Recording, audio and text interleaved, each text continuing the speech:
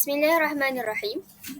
Mencari timba si anak dara di bawah sarang burung tempua. Salam sembah pembuka bicara. Selamat datang untuk semua.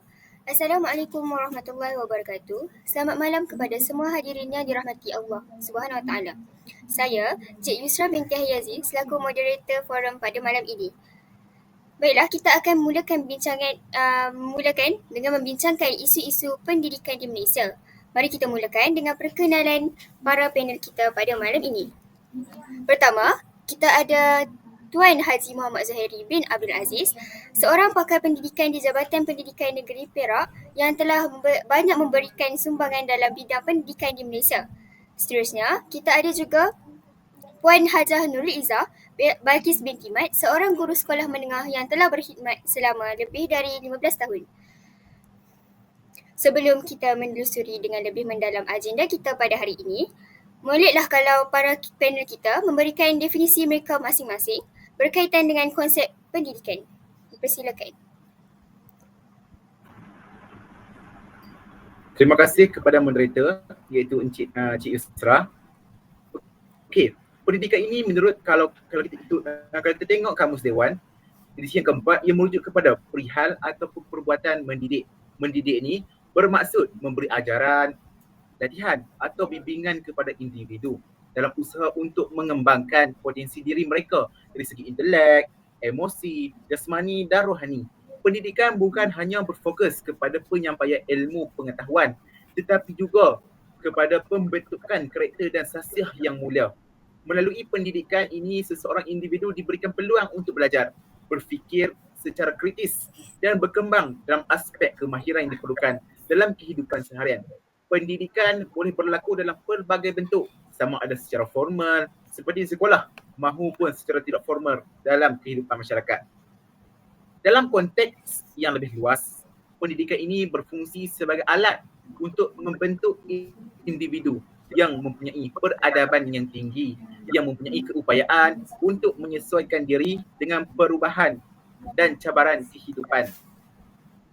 Pendidikan yang berkualiti juga berperanan dalam meningkatkan kualiti hidup seseorang, memberi akses kepada peluang yang lebih luas dalam masyarakat dan pasaran pekerjaan, serta memberi kesedaran tentang tanggungjawab sosial dan moral yang perlu dipikul oleh anggota masyarakat. Jadi apa yang saya nak katakan di sini, bahawa pendidikan merupakan satu benda yang penting dalam kehidupan kita. Pendidikan ini bukan berlaku secara formal sahaja, tapi informal.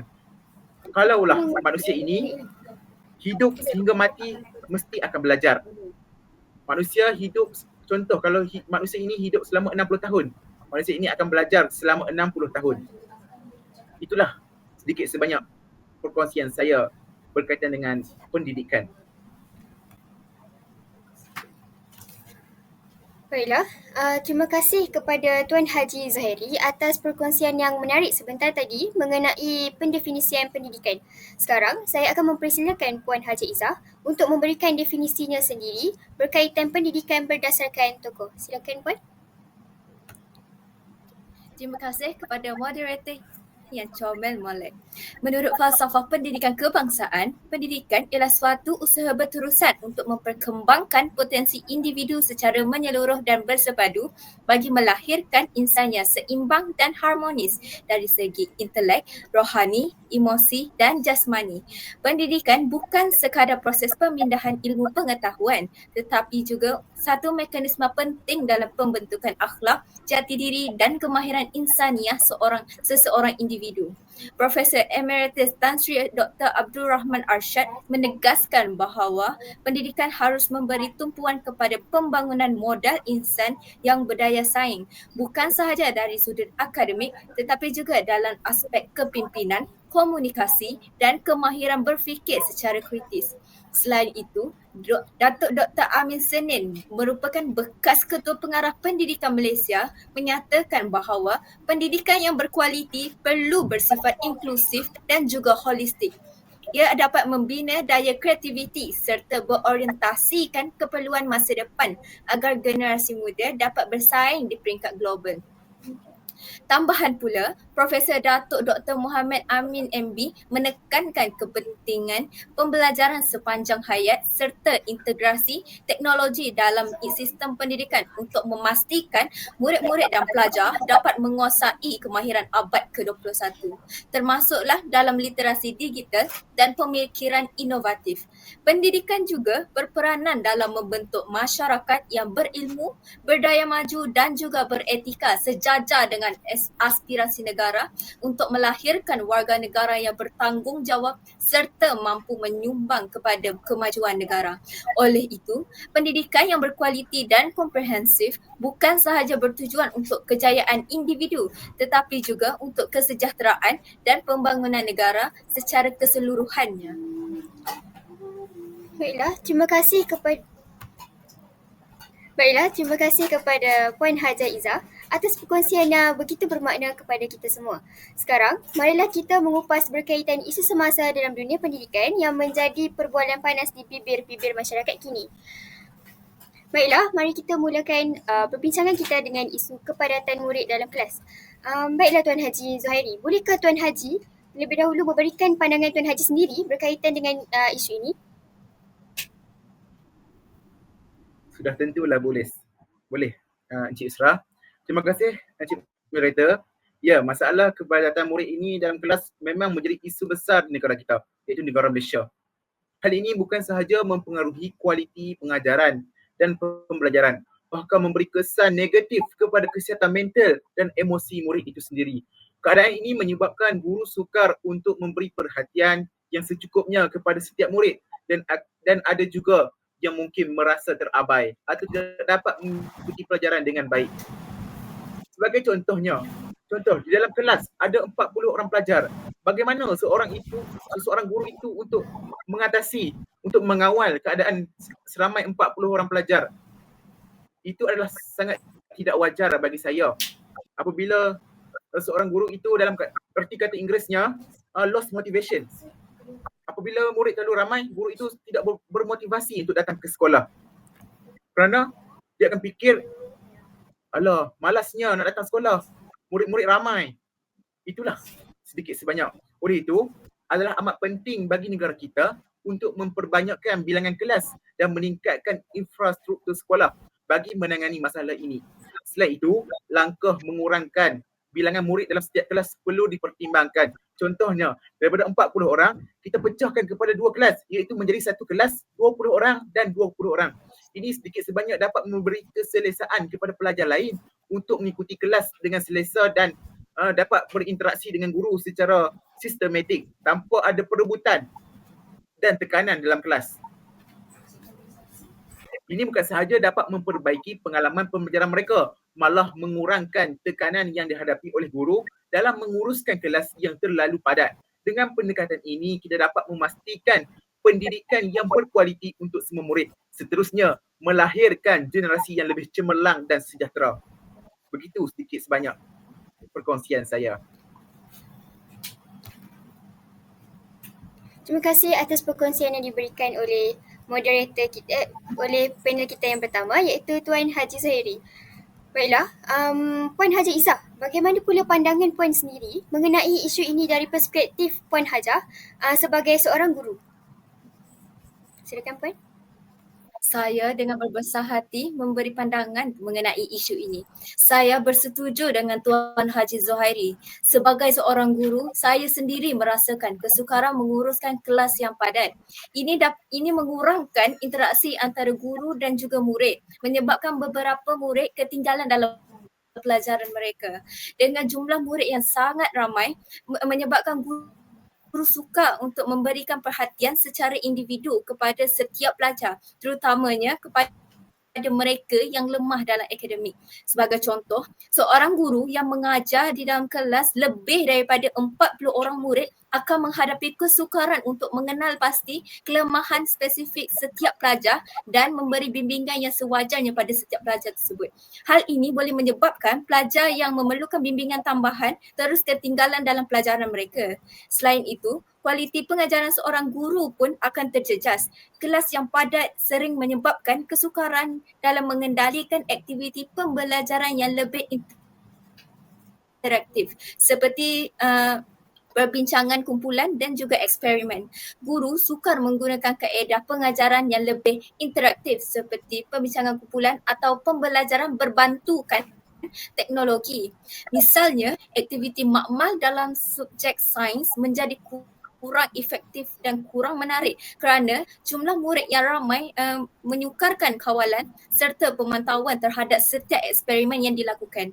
Selain itu, kelas yang susah juga membataskan penggunaan bahan bantu mengajar yang lebih inovatif seperti pembelajaran berbasiskan projek dan simulasi. Kita perlulah bekerjasama antara pihak sekolah dan juga ibu bapa untuk memantau prestasi murid dan memberikan sokongan tambahan kepada mereka yang memerlukan. Terima kasih kepada kedua-dua panel kita atas pandangan yang sangat bernas sebentar tadi mengenai isu pendidikan daripada pandangan Tuan Haji dan juga Puan Hajah. Seterusnya, mari kita beralih kepada isu reformasi pendidikan negara kita. Baiklah, apakah pandangan Tuan Haji mengenai reformasi yang sedang berlaku di negara kita? Silakan. Okey. Reformasi pendidikan di Malaysia kini sedang giat dijalankan dengan pelbagai perubahan dalam kurikulum serta pengenalan penggunaan teknologi dalam proses pengajaran dan pembelajaran. Contohnya di dalam kelas sekarang, kita menggunakan smart TV untuk mengajar murid-murid. Ini secara tidak langsung dapat memberi keseronokan. Dalam erti kata lain, fun learning kepada murid-murid untuk belajar di dalam kelas. Langkah ini bertujuan untuk meningkatkan kualiti pendidikan di negara kita dan mempersiapkan murid agar lebih bersedia menghadapi cabaran dalam era digital yang semakin berkembang pesat. Teknologi kini menjadi alat yang penting dalam pendidikan moden, membuka pelbagai peluang pembelajaran yang lebih interaktif dan efisien. Namun begitu, adalah amat penting untuk memastikan bahawa setiap sekolah, terutama sekali di kawasan luar bandar, dapat menikmati akses yang sama kepada teknologi ini. Kekurangan infrastruktur teknologi di kawasan luar bandar boleh menyebabkan jurang pendidikan yang lebih besar antara pelajar di kawasan bandar dan luar bandar. Oleh itu, usaha untuk menyediakan kemudahan internet, peralatan, komputer serta latihan untuk guru dan murid di kawasan luar bandar perlu dipertingkatkan. Ini bukan sahaja akan memastikan setiap murid mendapat peluang yang sama dalam pendidikan, tetapi juga memastikan tiada sesiapa yang tertinggal dalam mengejar kemajuan digital. Kesesamaan dalam akses pendidikan teknologi adalah kunci untuk memastikan kejayaan reformasi pendidikan ini. Baiklah, terima kasih kepada Tuan Haji Zuhairi atas perkongsian santai dan jelas sebentar tadi. Baiklah, Puan Hajah Izzah, bagaimana pula Puan Hajah Izzah melihat reformasi ini dari perspektif praktikal di sekolah? Silakan Puan. Pada perspektif saya melihat reformasi ini sebagai salah satu peluang yang baik untuk meningkatkan kompetensi guru dan juga murid. Namun, kita perlu memastikan infrastruktur dan sokongan yang mencukupi untuk melaksanakan perubahan ini dengan berkesan. Banyak reformasi pendidikan di Malaysia menekankan penggunaan teknologi dalam pengajaran dan juga pembelajaran. Namun, tidak semua sekolah mempunyai kemudahan yang mencukupi untuk menyokong pembelajaran digital, terutamanya di kawasan luar bandar. Misalnya, inisiatif pembelajaran hibrid dan penggunaan peranti digital dalam bilik darjah menghadapi cabaran yang besar apabila terdapat sekolah yang kekurangan akses kepada internet yang stabil serta peranti yang mencukupi. Hal ini menyebabkan jurang pembelajaran antara sekolah bandar dan luar bandar semakin ketara, sekaligus memberi kesan kepada kesaksamaan pendidikan. Latihan untuk guru juga perlu ditingkatkan agar mereka dapat mengadaptasi perubahan kurikulum dengan lebih baik. Reformasi pendidikan sering melibatkan perubahan dalam kurikulum, pedagogi dan penggunaan teknologi. Oleh itu, guru perlu diberikan latihan yang mencukupi untuk memastikan mereka dapat mengadaptasi pendekatan baharu dengan berkesan. Sebagai contohnya, pelaksanaan kurikulum standard sekolah menengah iaitu KSSM dan kurikulum standard sekolah rendah iaitu KSSR yang menekankan elemen kemahiran berfikir aras tinggi iaitu KEBAT, memerlukan guru memahami cara menggalakkan pemikiran kritikal dalam kalangan murid. Namun tanpa latihan berterusan, ada guru yang masih bergelut untuk menerapkan pendekatan ini dalam pengajaran harian mereka. Baiklah, terima kasih atas hujah Puan Haji Izzah sebentar tadi. Bagaimana pula dengan isu kesenjangan pendidikan antara bandar dan luar bandar? Tuan Haji, bolehkah Tuan Haji memberikan pandangan terlebih dahulu? Silakan Tuan Haji. Sudah tentu boleh, Cik Moderator. Kesenjangan pendidikan antara bandar dan luar bandar masih menjadi isu yang besar yang kita perlu memberi perhatian yang serius. Walaupun terdapat kemajuan pesat dalam sektor pendidikan di bandar-bandar besar, kawasan luar bandar masih menghadapi banyak cabaran, terutamanya dari segi infrastrukturnya dan akses kepada sumber pendidikan yang berkualiti. Sekolah-sekolah di kawasan luar bandar sering kekurangan kemudahan asas seperti bilik darjah, alat bantu mengajar moden serta akses kepada internet yang pantas. Oleh itu, untuk menangani kesenjangan ini, kerajaan perlulah meningkatkan pelaburan dalam pembinaan dan pengubuahsuaian infrastruktur sekolah di kawasan luar bandar. Di sini suka saya untuk ceritakan bagaimana satu klip video yang dimuat naik dalam aplikasi TikTok. Guru itu bernama Spiderman akaunnya. Apabila setiap minggu beliau merakam videonya untuk pulang ke kampung halaman yang mengambil masa selama 6 jam menggunakan jalan tanah merah. Ini tidak kira lagi apabila ternampak haiwan-haiwan liar yang akan membahayakan keselamatan mereka. Oleh itu, kerajaan perlulah menyediakan contohnya jalan raya kepada mereka, jalan tar kepada mereka untuk menghubungkan antara sekolah dengan kawasan jalan besar. Dengan cara ini secara tidak langsung dapat memendekkan masa perjalanan mereka dari 6 jam kepada 4 jam ataupun 3 jam sahaja. Selain itu juga, apabila adanya jalan raya, maka lori-lori untuk membawa barang-barang untuk membina infrastruktur boleh masuk tanpa ada gangguan seperti lubang-lubang air ataupun lopak air yang menyebabkan mereka terganggu untuk melakukan projek naik taraf sekolah. Selain itu, penyediaan lebih banyak sumber pendidikan seperti buku teks juga, peralatan komputer dan teknologi digital sangat penting untuk memastikan murid-murid di luar bandar tidak ketinggalan dalam perkembangan pembelajaran. Guru-guru juga perlu diberikan latihan yang berkualiti untuk mengendalikan kelas dengan lebih efektif menggunakan teknologi. Kerjasama antara kerajaan, pihak swasta dan masyarakat setempat juga penting dalam memastikan pendidikan di luar bandar dapat setaraf dengan pendidikan di bandar supaya semua murid berpeluang untuk mencapai potensi mereka tanpa mengira latar belakang geografi mereka. Di sini, apabila kita tengok di sini, murid-murid di kawasan pedalaman ataupun kawasan luar bandar juga layak mendapat keadilan untuk sama-sama menuntut ilmu bersama setanding dengan murid-murid kawasan bandar. Itu saja perkongsian saya. Baiklah, terima kasih kepada Tuan Haji atas pandangan yang sangat bernas dan sangat menarik sebentar tadi. Baiklah, bagi Puan Haji Izzah pula, bagaimanakah Puan Haji melihat isu ini dari perspektif guru, perspektif sebagai seorang guru di sekolah luar bandar? Silakan Puan Haji. Berdasarkan pengalaman saya mengajar di sekolah selama 15 tahun, saya pernah mengajar di sekolah luar bandar dan merasakan sendiri kesukaran yang dihadapi.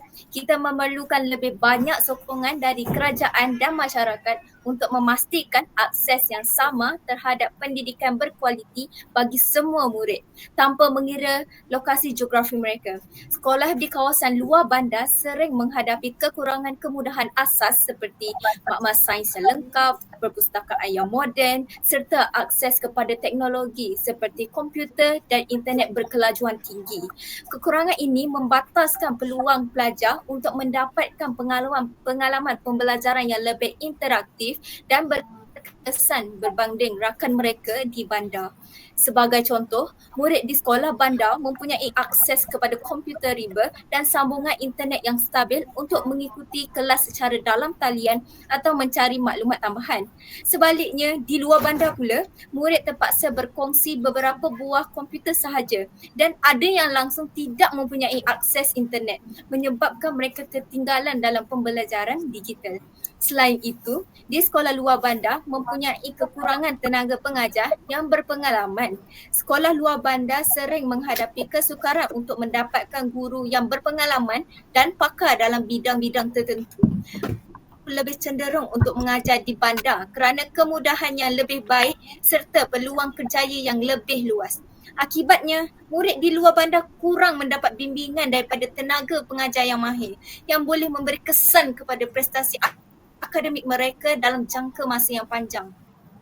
Misalnya, bagi subjek matematik tambahan, sekolah di bandar biasanya mempunyai guru yang pakar yang mampu memberikan bimbingan tambahan secara intensif. Tetapi di sekolah luar bandar mempunyai kekurangan guru pakar menyebabkan murid terpaksa belajar secara sendiri atau bergantung kepada bahan rujukan asas sahaja, sekaligus menyukarkan mereka untuk bersaing dalam peperiksaan terutamanya dalam peperiksaan yang penting iaitu CJ Pelajaran Malaysia iaitu SPM. Baiklah, terima kasih kepada kedua-dua panel atas pandangan mereka yang sangat menarik bagi saya untuk soalan yang telah diberikan. Baiklah, sekarang saya akan membuka sesi soalan daripada hadirin untuk dijawab sendiri oleh panel-panel hebat kita pada hari ini.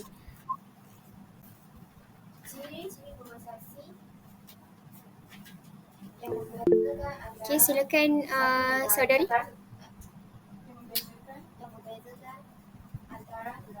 Baiklah, terima kasih saya ucapkan kepada moderator di atas peluang untuk bertanyakan soalan. Soalan saya ditujukan kepada kedua-dua panel. Soalan saya berbunyi, bagaimanakah kita dapat meningkatkan kesedaran tentang kesihatan mental pelajar? Okey. Terima kasih kepada Cik Tracy Phyllis atas soalan yang bernas ataupun soalan yang wajar ditanya.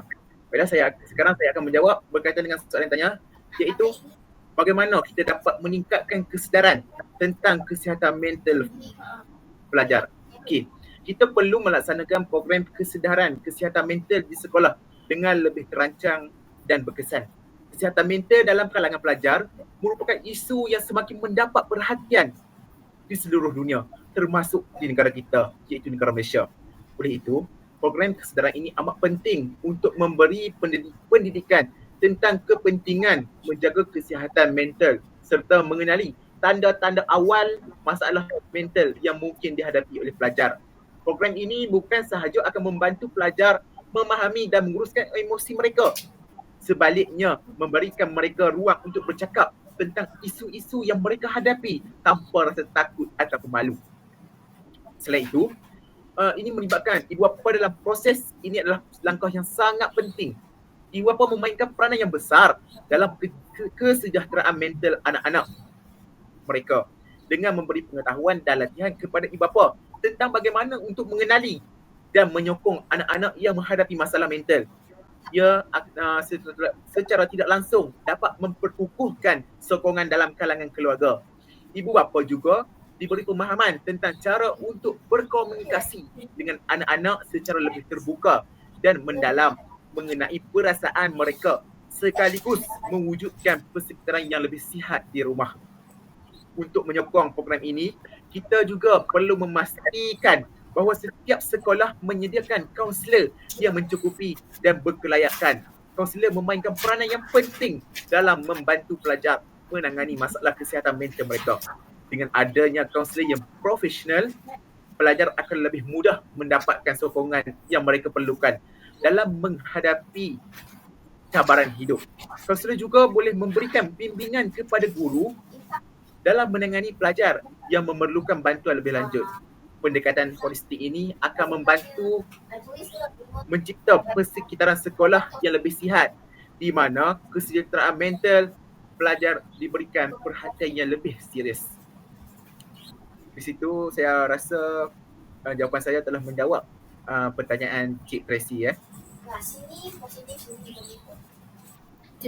Terima kasih atas soalan yang diberikan daripada saudari. Bagi pihak saya, kita sebagai seorang guru itu sendiri perlu mencipta suasana kelas yang positif di mana pelajar perlulah berasa selesa dengan kita untuk meluahkan perasaan dan berkongsi masalah mereka. Dengan mengamalkan pendekatan yang mesra dan memahami, guru boleh membantu pelajar untuk mengurangkan tekanan akademik dan juga emosi.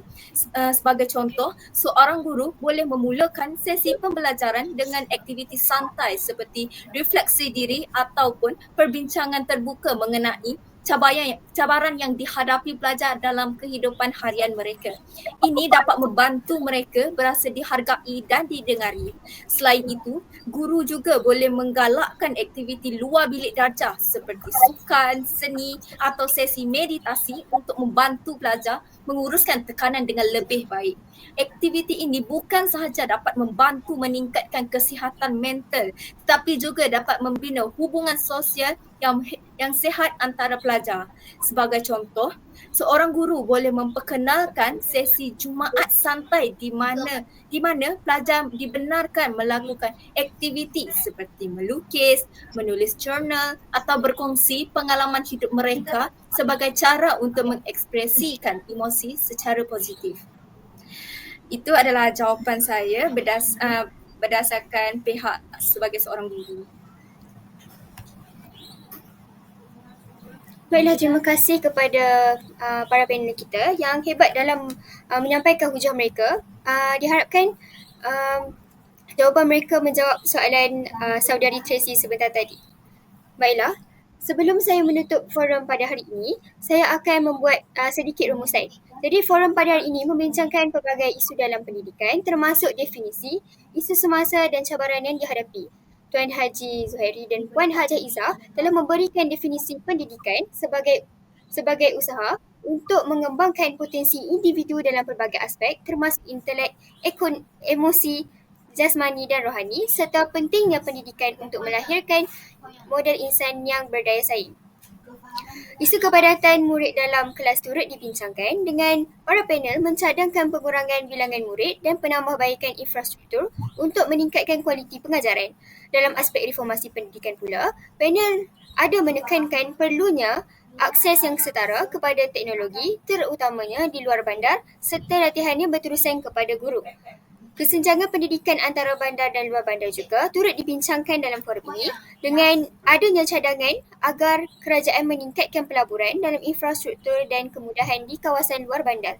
Akhir sekali, mengenai kesihatan mental pelajar, panel mencadangkan program kesedaran di sekolah dan mencipta suasana kelas yang positif untuk membantu mengurangkan tekanan pelajar. Secara keseluruhannya, forum kita pada hari ini menekankan kepada kita bahawa pentingnya kerjasama antara kerajaan, pihak sekolah dan masyarakat bagi memastikan pendidikan yang berkualiti dan setara bagi semua pelajar. Baiklah, terima kasih kepada semua hadirin dan panel-panel kita atas perbincangan yang bermanfaat ini. Semoga perbincangan ini dapat memberikan inspirasi untuk meningkatkan kualiti pendidikan di negara kita, Malaysia. Saya sudahi forum ini dengan beberapa rangkap pantun. Kalau ada sumur di ladang, boleh kita menumpang mandi. Kalau ada umur yang panjang, boleh kita berjumpa lagi. Kalau ada jarum yang patah, jangan disimpan di dalam hati. Kalau ada silap sepatah, jangan disimpan di dalam hati. Tuai padi antara masak, esok jangan layu-layuan. Intai kami antara nampak, esok jangan rindu-rinduan. Saya sudahi dengan wabillahi taufiq wa hidayah. Wassalamualaikum warahmatullahi wabarakatuh. Terima kasih semua. Terima kasih.